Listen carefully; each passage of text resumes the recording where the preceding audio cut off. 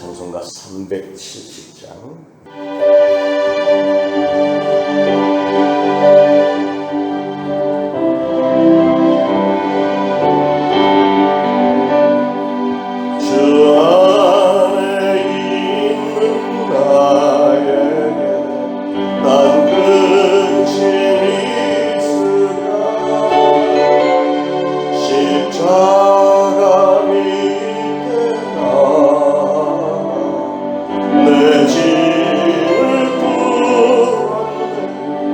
주 안에 있는 나에게, 주 안에 있는 나에게 난 근심이 있으나 십자가 밑에 내 짐을 풀었네. 주님을 찬송하면서 할렐루야 할렐루야 내 앞길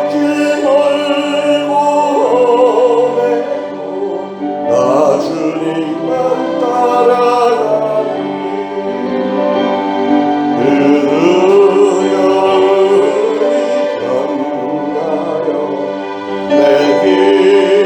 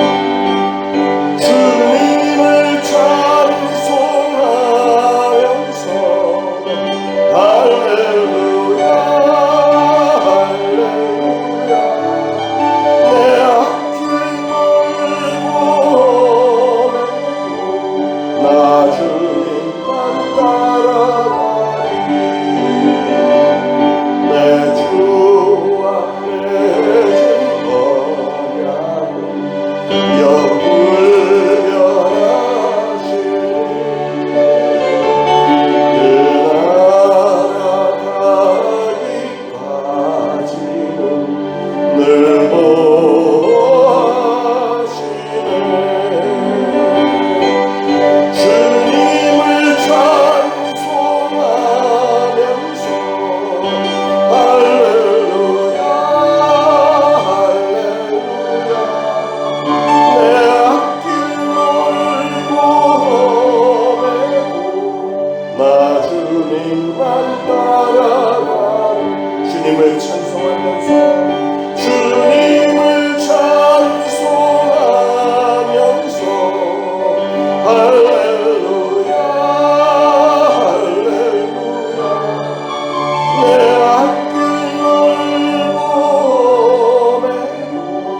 나 주님만 따라가리 나 주님만 따라가리 나 주님만 따라가리.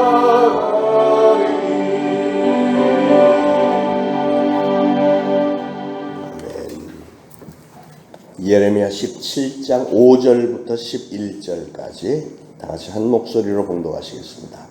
여호와께서 이와 같이 말씀하시니라. 무릇 사람을 믿으며 육신으로 그의 힘을 삼고 마음이 여호와에게서 떠난 그 사람은 저주를 받을 것이라. 그는 사막의 떨기나무 같아서 좋은 일이 오는 것을 보지 못하고 광야 간조한 것 건건한 땅 사람이 살지 않는 땅에 살리라. 그러나 무릇 여호와를 의지하며 여호와를 의뢰하는 그 사람은 복을 받을 것이라. 그는 물가에 심어진 나무가 그 뿌리를 강변에 뻗치고 더위가 올지라도 두려워하지 아니하며 그 잎이 청청하며 가무는 해에도 걱정이 없고 결실이 그치지 아니함 같으리라. 만물보다 거짓되고 심히 부패한 것은 마음이라. 누가 능히 이를 알리오마는 나 여호와는 심장을 살피며 폐부를 시험하고 각각 그의 행위와 그의 행실대로 보응하나니 불의로 치부하는 자는 자고새가 낳지 아니한 알을 품은 같아서 그의 중년에 그것이 떠나겠고 마침내 어리석은 자가 되리라. 아멘. 이스라엘 백성들은 어떤 때 보면 정말 구제불능의 사고방식을 가지고 있는 사람들인 것처럼 보입니다. 예레미야 당시에 백성들이 하나님에게 등을 돌리고 우상만 섬기는 일 때문에 하나님께서 진노하셔서 바벨론을 들어서 하나님을 치게 하셨더니, 징계하게 하셨더니 유다 백성들이 하는 짓을 보세요. 그들이 하나님 앞에 나와서 무릎을 꿇고 싹싹 빌면서 하나님 잘못했습니다, 용서해 주시면 다시는 안 그러겠습니다. 이래야 정상 아닌가요? 정말 하나님을 믿는 민족이라면 그래야 정상인데 이 사람들은 갑자기 애굽에 가서 조공을 바치면서 우리를 살려달라, 바벨론이 우리를 쳐들어오는데 당신네들이 우리를 도와서 구해달라고 그러는 거예요. 그런 모습을 하나님이 좋게 여기시겠습니까? 하나님이 징계를 하시겠다는데 다른 나라에 가서 조공을 바쳐가면서 하나님으로부터 우리를 막아달라고 지금 이러고 있는 거 아니에요? 그래서 오늘 하나님의 진노 가운데 이 말씀을 주시는 거예요. 5절에 여호와께서 이와 같이 말씀하시니라. 무릇 사람을 믿으며 육신으로 그의 힘을 삼고 마음이 여호와에게서 떠난 그 사람은 저주를 받을 것이라. 하나님을 버리고 인간의 도움만 의지하고 사는 인생은 무엇과도 같으냐? 성경은 말하기를 사람이 살 수 없는 외롭고 거친 땅, 돌덩이만 있고 쌓여있고 모래바람이 휘몰아치는 광야, 그런 세상에는 아무 볼품도 없이 가시덩굴만 내뻗치는 한 그루의 관목과도 같다, 이렇게 표현을 했습니다. 6절에 보니까 그는 사막에 떨긴 나무 같아서 좋은 일이 오는 것을 보지 못하고 광야 간조한 것 건건한 땅, 사람이 살지 않는 땅에 살리라. 그런 사람들은 좋은 일을 볼 수가 없대요. 불행만 겹치게 될 것이라고 하나님은 선포를 해버렸습니다. 그 반면에 여호와를 의지하는 자는 반드시 좋은 때를 보게 될 것이라고 7절에서 말씀합니다. 그러나 무릇 여호와를 의지하며 여호와를 의뢰하는 그 사람은 복을 받을 것이라. 오늘 복에 대해서 하나님이 약속하시기를 여호와를 의지하며 여호와를 의뢰하는 그 사람은 복을 받을 것이라. 쉽게 말하면 비가 이렇게 쏟아지는데 새벽 4시부터 일어나서 준비하고 나온 여러분들은 복 받을 겸 믿으시기 바랍니다. 주님을 굳건히 의지하고 사는 사람은 8절에 마치 시냇가에 심겨진 과일나무 같아서 가뭄도 무섭지 않고 여름철 떼약볕도 두렵지 않게 된답니다. 그래서 그 잎사귀 나무는 언제나 푸르고 싱싱해서 가물어도 여전히 열매를 맺으며 무성하게 될 것이다, 이렇게 말씀했습니다. 사랑하는 여러분은 어떻습니까? 여러분은 이 세상에 살면서 다른 사람을 찔러서 상처를 내고 괴롭히는 가시덩굴을 마구 내뻗치는 거친 광야의 그 한 그루 관목과 같은 그런 인생을 살고 싶으십니까? 아니면 시냇가에 심겨진 과일나무처럼 언제나 푸르고 싱싱하고 좋은 열매를 맺는 그런 인생을 살고 싶습니까? 물론 여러분들 제가 잘 아는데 후자를 원하시겠죠. 시냇가에 심은 나무처럼 좋은 열매 맺는 인생들이 되시기를 축원합니다. 푸르고 싱싱하고 보기에도 좋고 많은 열매를 맺고 다른 이웃들에게 많은 유익을 줄 수 있어서 그렇게 보람이 있고 가치가 있는 인생, 그런 인생이 돼야 되지 않겠어요? 그런데 그런 가치 있는 인생을 살려면 어떻게 하면 된다고요? 하나님만을 의지하랍니다. 하나님을 의지하래요. 사람을 의지하면 결국은 저주받을 인간이 돼버리고 말지만 하나님을 의지하면 자기 자신에게 하나님의 축복이 임할 뿐 아니라 그런 한 사람 한 사람을 통해서 세상은 아름답게 만들어져 가는 겁니다.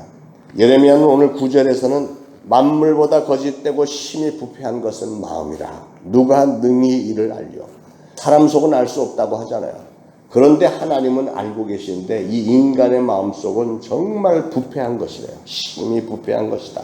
인간의 마음은 간사하고 그 간사함의 깊이를 알 수가 없다는 거죠. 심지어 인간의 마음에는 거짓과 자만으로 가득 차 있다고까지 얘기를 합니다.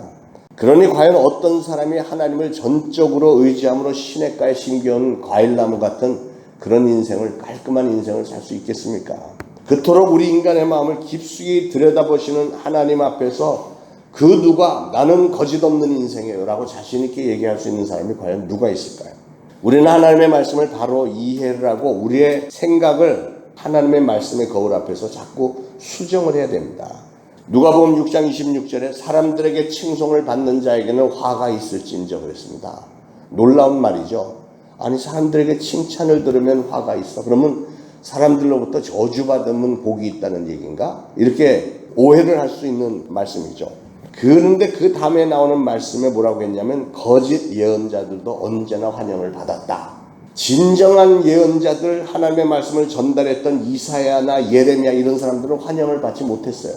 너희는 왜 맨날 우리나라가 망할 거라고만 얘기하냐? 뭐 이런 얘기를 했는데 그건 하나님의 메시지를 전하는 거였는데 그런데 거짓 예언자들은 아니에요. 모든 게 잘 될 거예요. 여러분이 뭐 이렇게 열심히 하나님의 말씀도 많이 외우고 뭐 이러는데 잘 될 거예요. 뭐 이렇게 거짓 예언자들은 칭송을 받았다는 거 아니에요. 그러니까 사람들의 평가가 항상 올바른 것은 아니다라는 얘기입니다. 쉽게 말씀드리면 여러분들이 다른 사람들이 나를 어떻게 생각할까? 이것에 관심을 두면서 살면 거짓된 행위를 할 염려가 많다는 거예요. 사람들에게 잘 보이기 위해서는 사람들은 수시로 거짓말을 한다는 거지. 그러므로 우리 인간들은 아무리 노력을 해도 하나님 앞에서는 죄인일 수밖에 없는 존재라는 것을 받아들여야 됩니다. 우리는 하나님의 너그러우신 그 용서와 보살핌이 있어야만 살아남을 수 있는 존재입니다. 태산이 아무리 높다 해도 하늘 아래는 그냥 조그만 봉우리에 불과하듯이 인간이 아무리 훌륭해도 하나님 앞에서는 사실은 죄가 많고 능력이 없는 부족한 존재들 아닙니까? 우리는 하나님 앞에서 광야에 있는 한 그루 볼품없는 가시나무와도 같은 존재가 아닌가 이런 생각이 들어요.